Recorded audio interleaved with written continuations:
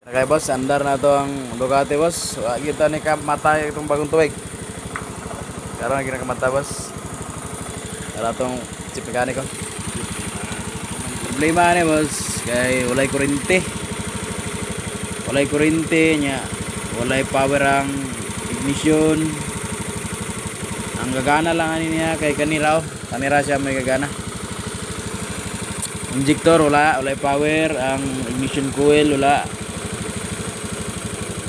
So, gidiagnose ni dito sa pika sa kuan unang nga trabaho.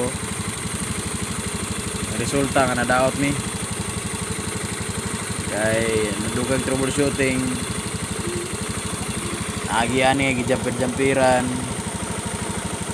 Nagbuto ni. Dahil nag-provide na po og bago ang kuan. Ang tagiya. So, mo ni kapalit ng tagiya niya. Bago ni 5K kay ni dayon wala ra gyapon no. So gitrouble na to yung wiring, kita ni wiring na nagana na kang damage eh.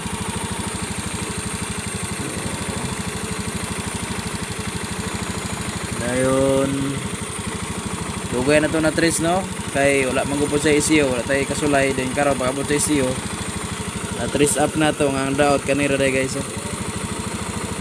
TPS kani nga TPS dire nga part.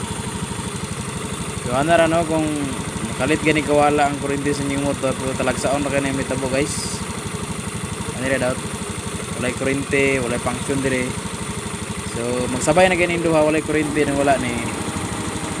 Duara sa daot ana og dili kani. So kay bag-o man niya wala magyapon kani siya. Kaya atong i-check ang mga wiring okay kaya goods kaya. Kaya boss.